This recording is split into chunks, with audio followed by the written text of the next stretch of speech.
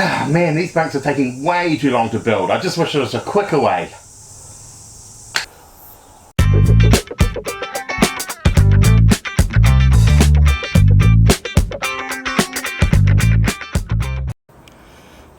What have you done to the side of our bus, Cindy? Oh gosh, what are we gonna do? We've got two big holes in our bus.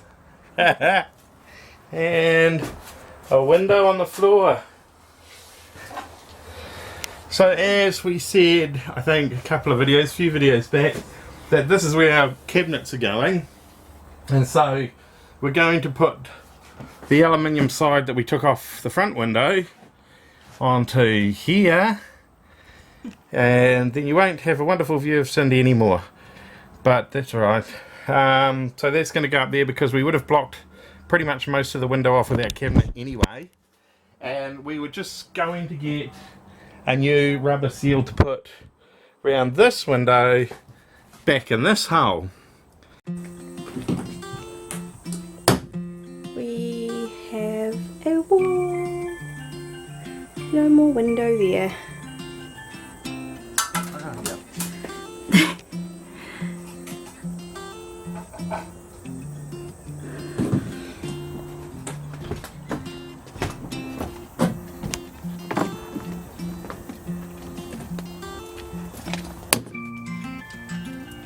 How's it going, Phil? Hot, really, really hot. This stupid heat wave. However, we are getting our press on hole filled in. Oh. While we're sweating. Yep. So we're just doing rivets. Riveting on the aluminium. And a heat wave, because that's what you do in heat waves. Yeah. Take out windows.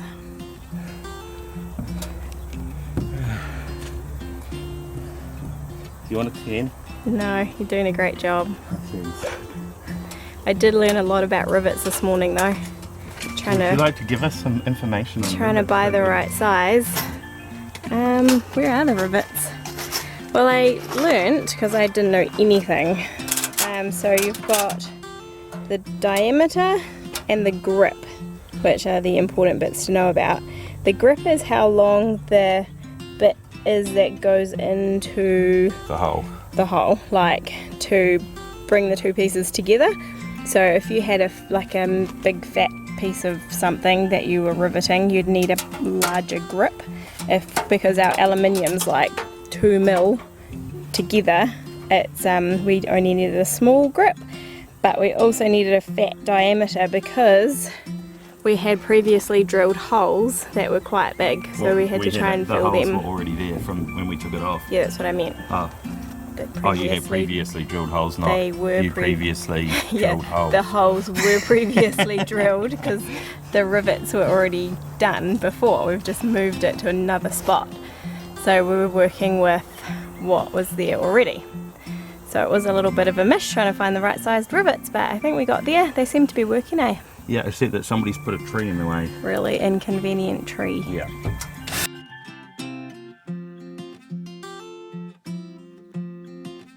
Well, put the rivet in the rivet gun, I'm assuming that way. But that's the bit that's going through your hole. Relatively obvious, I think. Into the hole. Give it a few squeezes to pull it back on the inside towards you. And when it gets to its full tension, she snaps off. Yay. And you have one rivet done. Woohoo. Only 50 odd to go. No, not quite. But this tree is a pain. We could have moved the bus a bit. Yeah, so you can move the tree. Yeah.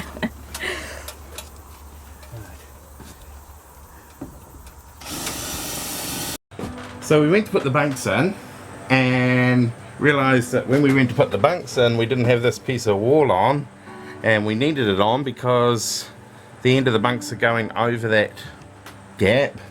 And then when we put this on, we realised we were increasing our solar, and the solar cable runs up through there, and so we can't completely fix this on. And then we realised we can't put the bunks in because we hadn't put the tint on the back window. And there's like all these things that we find quite often. You go to do something and then you realise there's about 5 other things you're going to need to do before you can actually do that thing. So I was making noises of getting the bunks in like 2 days ago, just like boom. But now that we've found all these extra things that we've kind of forgotten about, I suppose, well, you do forget about them, but you don't realise how many little things can affect building one big thing if you want it in correctly, if that makes sense. Because like I said, we want to build this bus so we can pull it all apart and we can access things. I need to be able to access the solar, all that kind of stuff. So yeah, so it's just like, to do one big task, we're realising very quickly, actually we probably realised a while ago, that there's always lots of tiny little things to do first in order to make the big thing possible.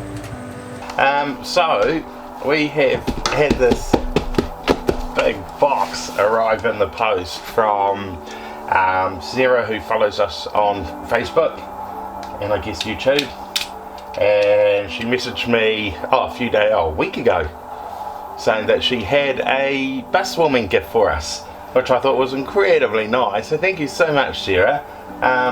Here it is, so we're going to open it up and have a look. There you go.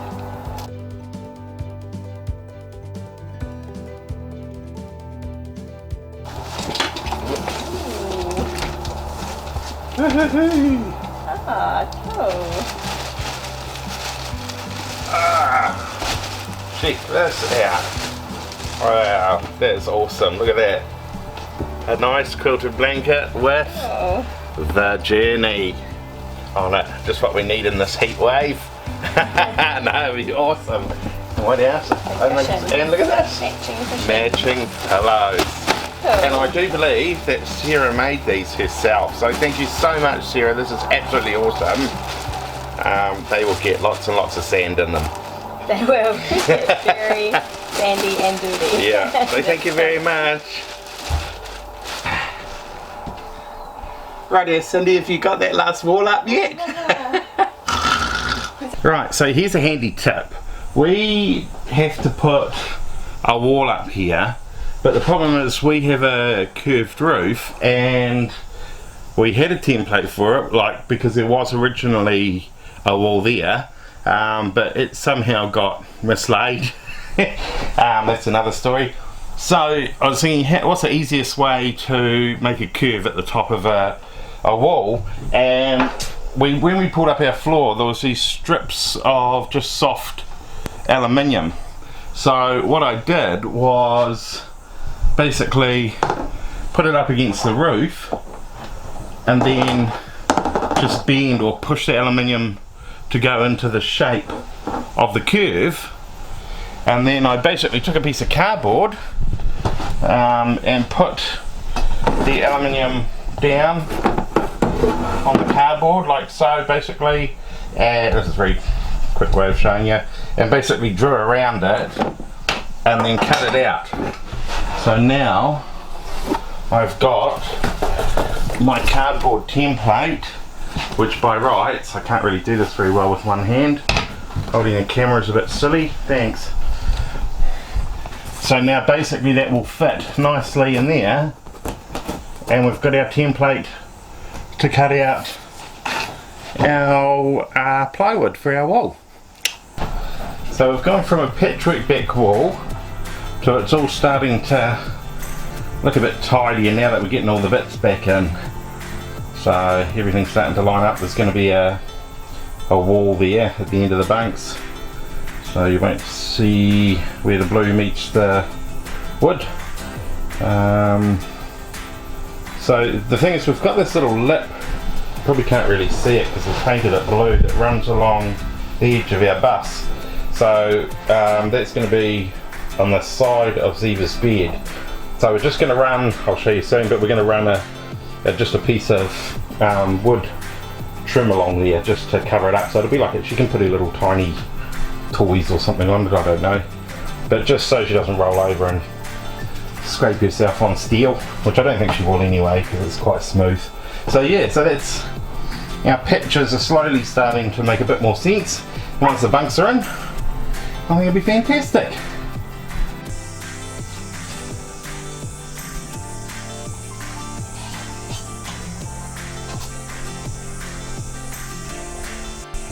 I just want to share with you the awesomeness that we have to listen to every time we screw one of these giant screws into the bunks. It's probably not going to hurt me, huh?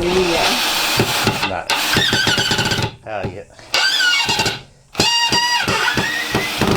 Oh my gosh, it's worse than nails on a blackboard.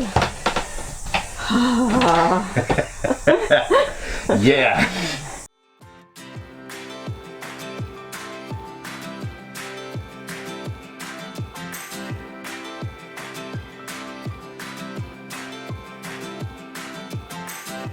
So these are the kids' bunks. So we've put a dividing wall up here, and this is what I was talking about, that we're going to put the power points and stuff for charging your laptops.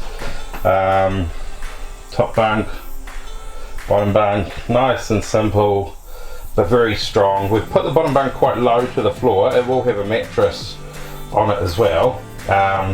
There's going to be a wall up here across that way for the bathroom, and then this will all be open area, and we're going to put a bit of a front on it to make them a little bit more enclosed, and they can have a curtain each they can pull across if they want to. Yeah, so that took a little bit more effort than expected, because you need to make sure they're not going to collapse. And the other thing is not having straight walls, like being a curvy bus. It actually is quite challenging to get everything to fit correctly, but they should be pretty solid. I should be able to lie on there in reality, and they should be good to go. So we just need to trim a few bits off on the end there, and put the wall up here, paint the legs underneath because Eva likes their blue, and paint the walls, and we'll be ready for some mattresses and hopefully some happy kids.